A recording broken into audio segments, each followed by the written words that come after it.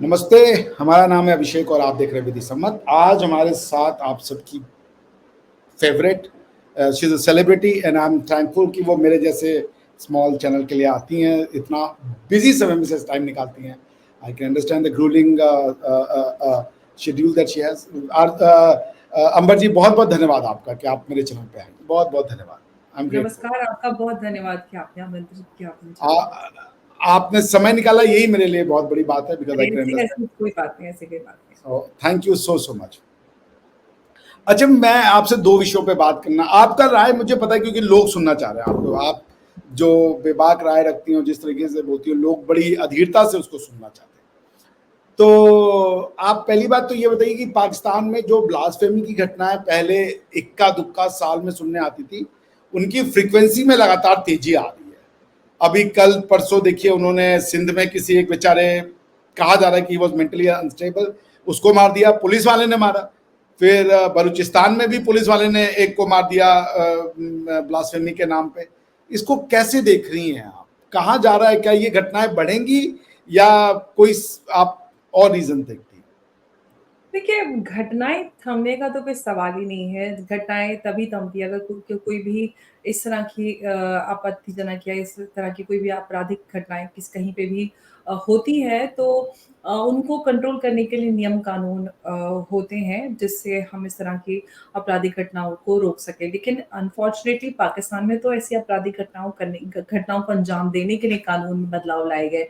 295 सी की हम बात करें जिसके तहत आपने जिन डॉक्टर की बात की, उमरकोट का मामला है जहाँ पर डॉक्टर शाहनवाज़ को ईशनिंदा के मामले में उनकी हत्या पुलिस के ही हाथों इसमें माना जा रहा है क्योंकि 17 सितंबर को ये अफ़वाह शुरू होती है कि डॉक्टर शाहनवाज़ जो हैं वो मोहम्मद सल्लल्लाहु अलैहि वसल्लम के नाम पर हुज़ूर सल्लल्लाहु अलैहि वसल्लम के लिए आपत्तिजनक बातें सोशल मीडिया पर लिख रहे हैं और कुछ स्क्रीनशॉट्स वहाँ पर वायरल होना शुरू हो गए। फिर जहाँ पर वो काम करते थे जिस अस्पताल में और इसके चलते हुए बहुत सारे लोगों की भीड़ इकट्ठी हो गई, फिर प्रेशर बनाया जिस अस्पताल में वो काम करते थे, वहाँ से उनको नौकरी पे निकाला गया। उनका जो निजी अस्पताल था, उस पर अटैक किया गया और ये प्रेशर बनाया गया कि इनको सज़ा दी जाए, सज़ा दी जाए।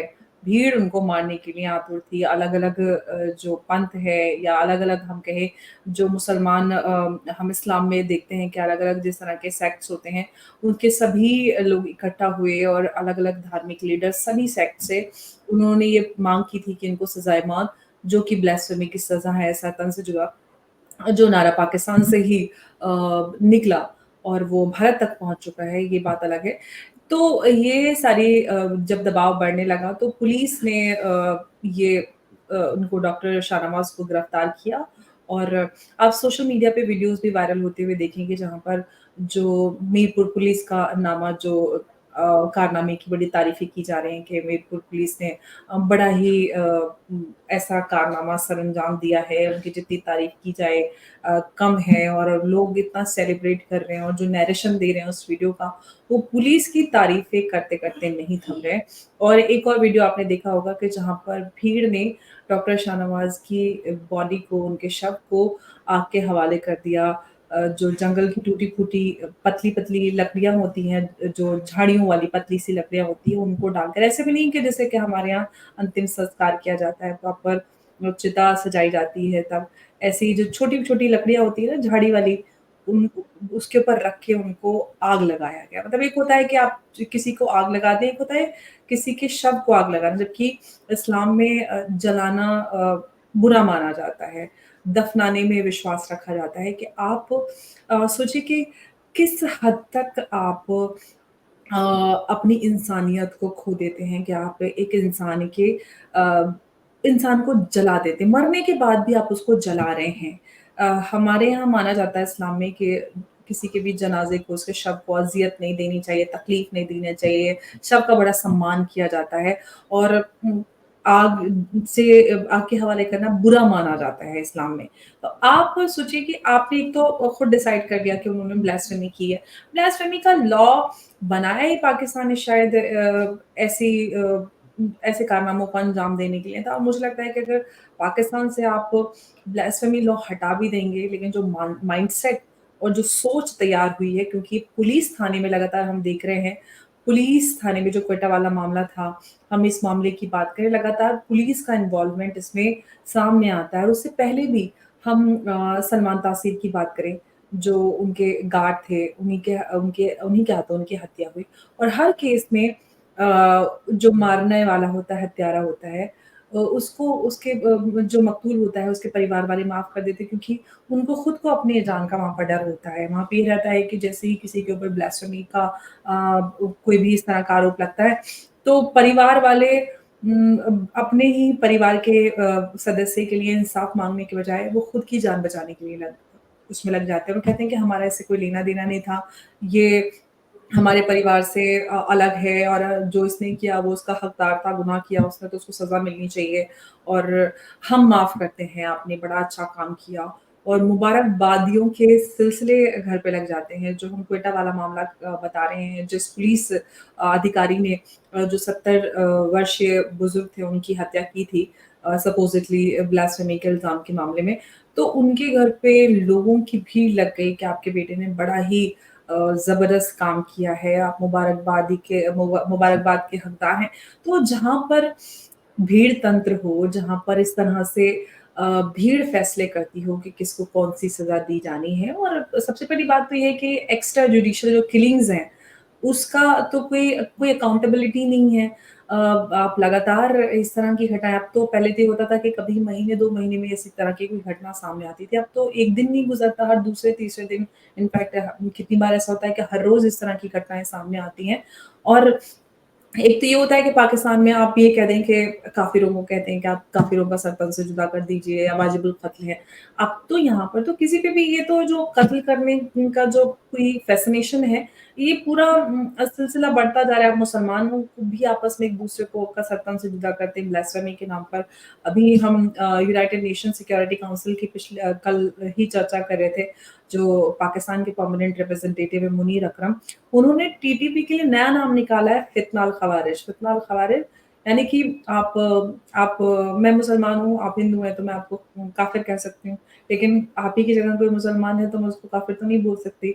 तो ऐसे ही टीटीपी को पाकिस्तान में फित्ना अल खवारिज खवारिज यानी कि जो खारिज जो हो जाए, जो मुसलमान हो और वो आउट ऑफ मुसलमान का दुश्मन हो नहीं, जो मुसलमान हो, मुसलमान का दुश्मन हो और वो उसके अगेंस्ट में जाकर काम कर रहा हो।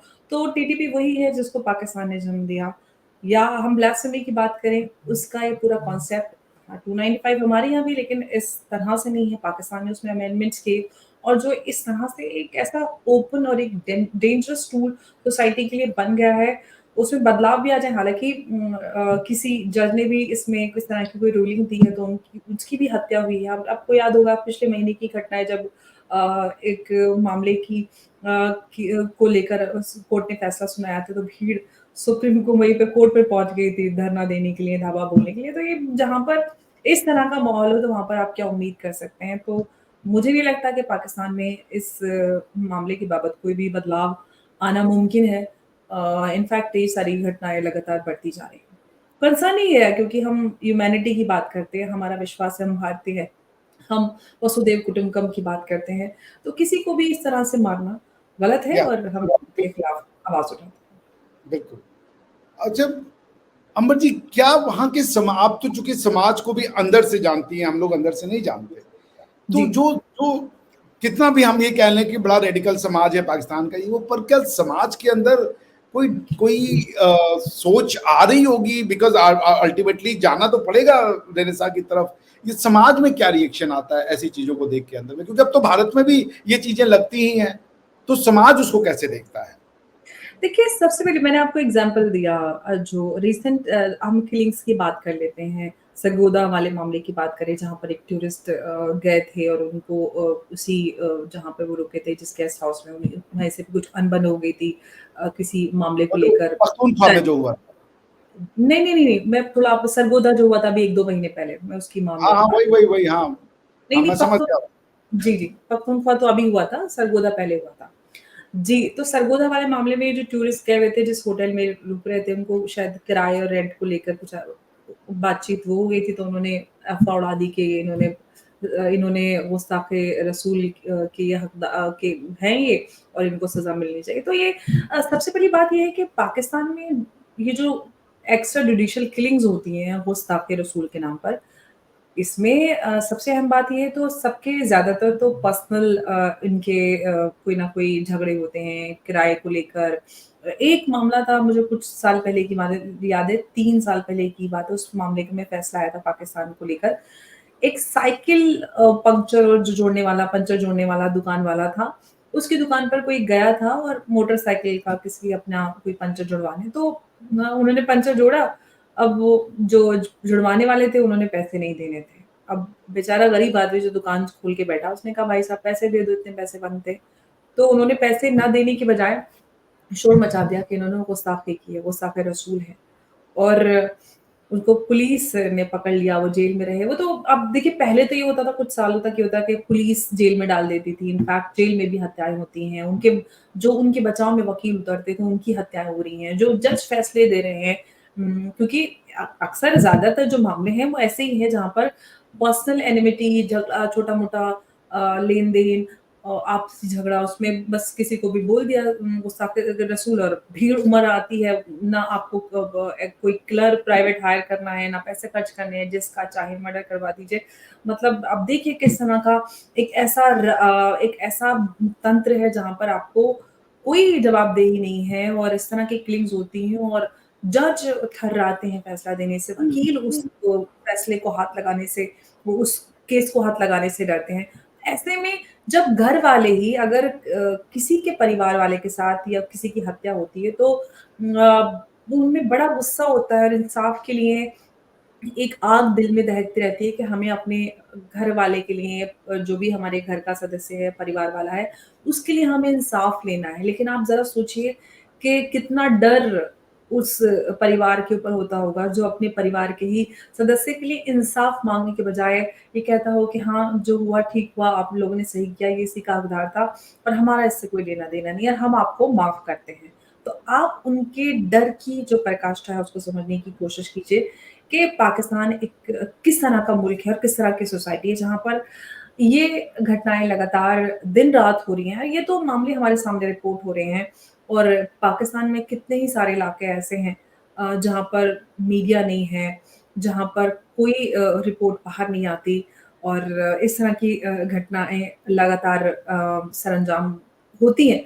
तो हालात जो हैं वो बियॉन्ड इमेजिनेशन है। सोसाइटी इस तरह की है कि जो इस तरह इस चीज़ को पढ़े-लिखे लोग जस्टिफ़ाई करते हैं। इनफैक्ट जो पढ़े-लिखे इनफैक्ट मैं ऐसे बहुत सारे लोगों को जानती हूँ जो सो कॉल्ड जर्नलिस्ट हैं, लेकिन वो इस तरह की चीज़ों में विश्वास रखते हैं। वहाँ पर सी एक होता है इंडिया के एजुकेटेड जर्नलिस्ट हैं, पाकिस्तान के? क्षमा कीजिएगा मैं टोक रहा हूँ। मैं पाकिस्तान की बात कर रही हूँ, ऑफ़ कोर्स हमारे यहाँ की बात नहीं कर रही हूँ, पाकिस्तान की बात कर रही हूँ। तो इस तरह के लोग भी जो पढ़े-लिखे हैं, लेकिन वो इस तरह की चीज़ों में विश्वास रखते हैं, जो इतने ज़्यादा रेडिकल हैं, जहाँ पर ह्यूमैनिटी उनके सामने नहीं होती। हालाँकि उनका फ़साड ये है दिखाने के लिए कि हम तो we are so called so educated and all, but on the other hand they believe in all these kind of inhuman activities.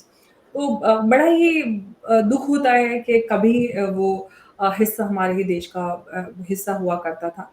लेकिन मैं तो कहती हूँ कि शुक्र है ऊपर वाले का कि आज वो हमसे दूर हैं और जितना दूर रहे उतना ही अच्छा है, हम बड़े सुखी हैं और इस तरह के जो एलिमेंट्स हैं वो भारत से दूर ही रहें तो बहुत अच्छा है। जी, लेकिन मैं आपसे एक बात ये ज़रूर पूछना चाहूँगा कि आपने कहा कि पढ़े-लिखे लोग हैं, लेकिन मैं पढ़ाई-लिखाई का बड़ा फ़ैन नहीं हूँ। आप वहाँ की पाकिस्तान की पढ़ाई तो आपको बनाती ही ऐसा है। आप क्या पढ़ रहे हो वो डिपेंड करता है भई। आप कुछ नहीं, भी नहीं, नहीं, पढ़ लो जो द पीपल हू बिलीव कि हम बहुत पढ़े-लिखे हैं और हम तो वो बहुत वही पढ़ रहे एनलाइटेंड हैं। हैं। तो वो अगर इस तरह की चीज़ें या फिर जो रेडिकल चीज़ें देखिए सब अपने धर्म का सम्मान करते हैं। आप अपने धर्म को फ़ॉलो करते हैं, मैं अपने धर्म को फ़ॉलो करती हूँ। लेकिन कुछ चीज़ें जब हम पब्लिक लाइफ़ में आते हैं या हम सही और गलत पे जब विवेचना करते हैं, तो हमें धर्म अपने घर पे रख के आना पड़ता है। हम यहाँ पर बैठकर एक भारतीय होने के नाते या एक इंडिपेंडेंट थोड़ा लर्नेड या ज़िम्मेदार होने के नाते हमें बातचीत और अपनी बात को रखना होता है। जहाँ पर हमारे बायसेस, अनबायसेस थोड़े अलग होते हैं, हम खुलकर बात रखते हैं, जो सही और गलत के दायरे में आती है। हम सही और गलत के आधार पर बात करते हैं, लेकिन जब आप आपके लिए धर्म ही सर्वोपरि हो, धर्म के ही चश्मे से आप हर चीज़ को आँकते हो, तो क्योंकि देखिए धर्म पाकिस्तान के अंदर इसके डीएनए में, उसकी घुट्टी में, उनकी हवा में, पानी में इस तरह से इस्लाम बसा दिया उछेर गया लिया। है कि लोगों के लिए बड़ा मुश्किल है चाहे जो सो कॉल्ड पढ़े-लिखे हैं, एनलाइटेंड हैं और या फिर जो बेचारे अनपढ़ गरीब लोग हैं, जो मज़दूरी करके अपना गुज़ारा करते हैं। तो जो लोग ज़्यादातर शिकार होते हैं, वो आम लोग ही हैं जो प्रिविलेज हैं उन वो तो इससे बड़े दूर हैं। जो लोग जो कानून बनाते हैं तो उन पे इसका कोई असर नहीं है, तो जो कानून बदलना जिनको चाहिए, उन पे कोई फ़र्क नहीं पड़ने वाला, तो वो बदलेंगे क्यों? जिसका असर होता है, जो मुतासिर इससे होते हैं, वो आम लोग, गरीब लोग हैं, तो चल रहा है जो जिस तरह से वो चलता ही रहेगा, नहीं मुझे ऐसा खैर चलिए अच्छा एक थोड़ा-सा इज़राइल मुझे पता है मैंने आपका बहुत समय ले लिया जी। अंबर जी। जो इज़राइल ने किया मैं तो यही समझ नहीं पा रहा हूँ कि हुँ, कौन कहाँ जाएगा इस पूरे वॉर में मोनोथीज़्म वर्सेस मोनोथीज़्म की लड़ाई हो रही है। हुँ। अब क्या आपको लगता है कि हिज़्बुल्लाह को जिसे कहते हैं ना कि letting them taste their own medicine ये वाला हिसाब-किताब है क्या कि एकदम आतंक का जवाब आतंक? मतलब ये तो आतंक ही है, अब इज़राइल कोई लॉ ऑफ वॉर से तो लड़ नहीं रहा, आपके पेजर में विस्फोट हो जाए और वो पेजर कोई भी यूज़ कर सकता है, this is basically terrorism but बस has it been justified? Has it been included as one form of a war? आप इसको कैसे देख रही हैं? क्या ये देखिए जो है मुझे वो जी, जी, जी, प्लीज़ कंप्लीट। नहीं, नहीं आप बोलिए।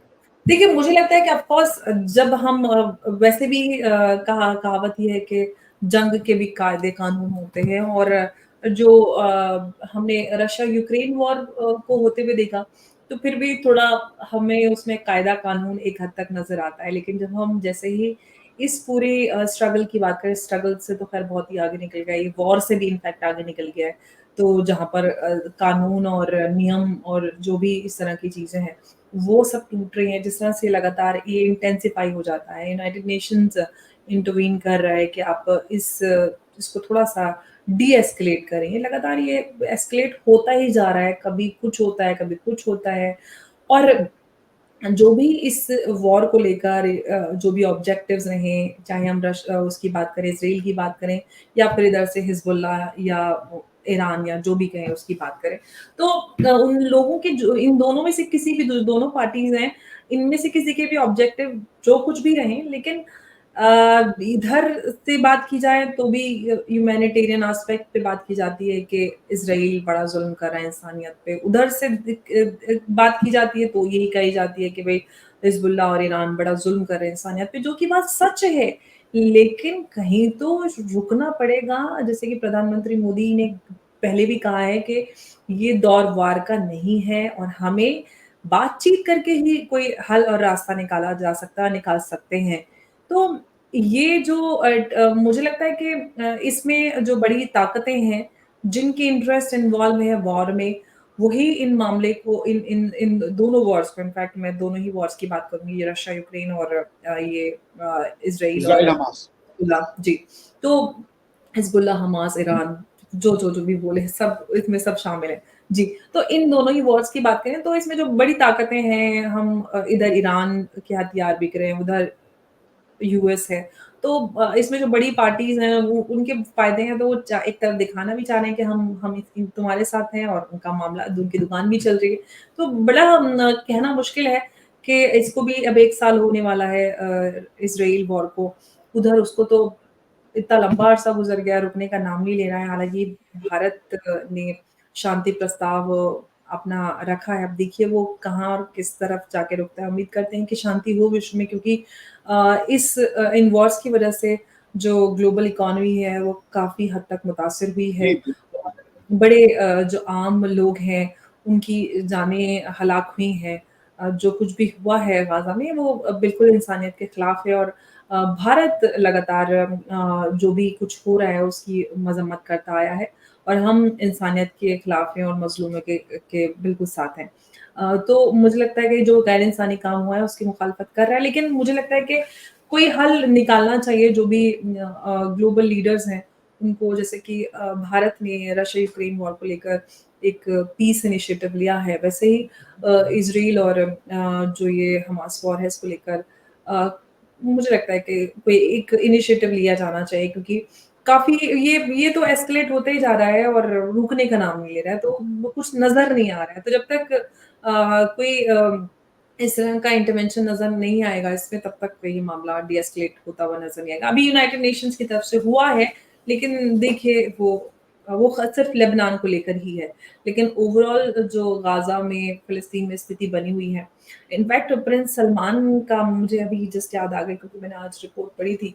प्रिंस सलमान का बयान ये आया है कि इज़राइल को मान्यता जब मिलेगी, जब फ़िलिस्तीन को रिकॉग्नाइज़ किया जाएगा। तो अब धीरे-धीरे, क्योंकि सऊदी को हम देख रहे थे वो थोड़ा-सा बैक फुट पे नज़र आया था इस पूरे वॉर के दौरान। लेकिन अब जिस तरह से पूरा इंटेंसिफ़ाई हो रहा है और ये हम एस्केलेशन देख रहे हैं इस पूरे मामले में, तो थोड़ा-थोड़ा अब कई सारे जो बड़ी ताकतें हैं, वो खुलकर सामने आ रही हैं, और अब मुझे लगता है कि और अब यूएस इलेक्शन भी नज़दीक है, तो इस पूरे मामले में हम कुछ हल निकलते हुए देख सकते हैं जल्दी। मुझे ऐसा प्रतीत होता है। आज तो ट्रम्प साहब कह रहे थे कि अगर मैं हार गया तो ये यहूदियों की गलती होगी। बिल्कुल, वो तो ये बहुत मैंने पढ़ा कि यहूदी भी ज़िम्मेदार होंगे, उन्होंने यहूदियों को बोला कि, और इज़राइल का नामो-निशान मिट जाएगा वो अगर अभी मैं। जो कल वोटिंग हुआ यूएन में अंबर जी, उसमें तो अमेरिका ने फेवर में दिया इनके, और जर्मनी, इंडिया और ये सब तो एब्सटेन कर गया। एटलीस्ट अमेरिका ने बिल्कुल, फेवर में दे दिया कि कोई जरूरत नहीं है ऑक्यूपेशन को खत्म करने की। तो ये तो डेमोक्रेट्स कर रहे हैं, ट्रम्प तो 4 कदम आगे ही चले जाएंगे। तो बिल्कुल। इसको कैसे देख रही हैं आप? अमेरिका का क्या स्टेटस आप देख रही हैं? नहीं, अब ट्रम्प तो ये कह रहे हैं कि अगर मैं हारता हूँ तो इज़राइल का नामो-निशान मिट जाएगा, वो तो उनको आगाह कर रहे हैं जो हो रहा है उस पूरी स्थिति से। और जैसे कि हम सब जानते हैं कि ट्रम्प की जो आइडियोलॉजी है, जो उनकी अप्रोच है अमेरिका फर्स्ट और उसको लेकर, और जो अमेरिका के इंटरेस्ट हैं, जो अमेरिकन एलाइज़ हैं, इज़राइल उसमें सबसे ऊपर और सर्वोपरि है। तो ऐसे में जो कुछ भी हो रहा है उस सब को देखते हुए, और ऑफ कोर्स इलेक्शंस हैं, तो सारे ही लीडर्स अपनी-अपनी तरह के प्रोमिसेस करते हैं, और उधर हम कमला हैरिस की बात करते हैं। हालाँकि जो भी रुझान आ रहे हैं शुरू से, उसमें कमला हैरिस बढ़त हासिल रखे हुए हैं और बनाए हुए हैं। लेकिन मैं चाहती हूँ कि ट्रम्प जीते अमेरिका का इलेक्शन। अच्छा, क्यों? ये तो अब क्वेश्चन बनता है, ये जवाब तो आपका बनता है, बिकॉज़ क्योंकि वो बहुत से लोग क्यूरियस क्योंकि वो होंगे। मोदी जी के दोस्त है इसलिए। अभी तो कल वो इंडिया को गाली दे रहे थे, जैसे ही उनको मोदी का नाम याद है बोले नहीं, नहीं, नहीं, मोदी आदमी हाँ, अच्छा है। लेकिन उसके मोदी जी को अच्छा बोल रहे हैं। तो हाँ, मोदी जी लेकिन के उसके दोस्त। पहले वो इंडिया को कह रहे थे India is a big abuser of our trade thing. अच्छा, तो डेमोक्रेट्स को क्यों, डेमोक्रेट भी तो मोदी के साथ ज़्यादा कोई बुरा रिलेशन तो नहीं ना, आप उनको कैसे देखती हैं? बुरा देखिए, एक होता है कि भारत या हम किसी भी देश के आपसी रिश्तों की बात करते हैं, तो जो ओवरऑल मोटी-मोटी फॉरेन पॉलिसी है, उस पे एकदम ड्रास्टिक चेंज तो कोई भी पार्टी, या फिर हम जब रिजीम चेंज होता है, या अभी इलेक्शंस होके सरकार या जो कुछ भी होता है, बदलाव आते हैं, तो उसमें कोई ओवरऑल बहुत मोटा और बहुत बड़ा हम बदलाव नहीं देखते।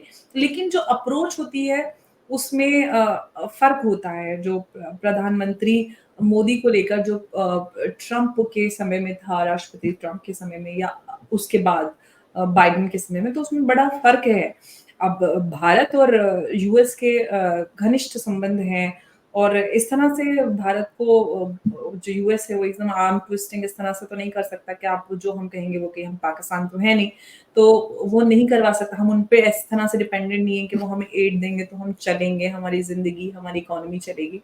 तो फ़र्क होता है जो डिपेंडेंट है उसमें और एक अलाय में।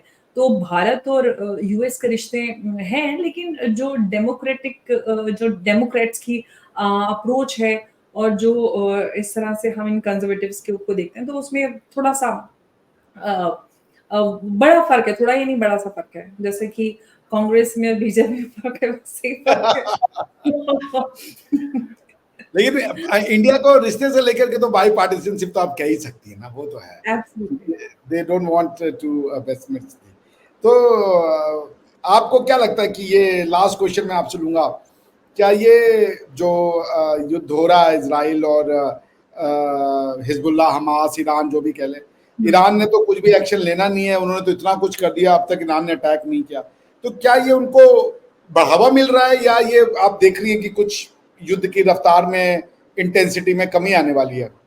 देखिए, इस्माइल हानिया के ऊपर अटैक हुआ तब भी ईरान बड़ा गुस्से से लाल था। अब पेजर अटैक हुआ और सोलर पैनल, मोबाइल फ़ोन और जो भी अटैक्स बोले हैं, सबके हर डिवाइस के अंदर एक्सप्लोसिव हैं।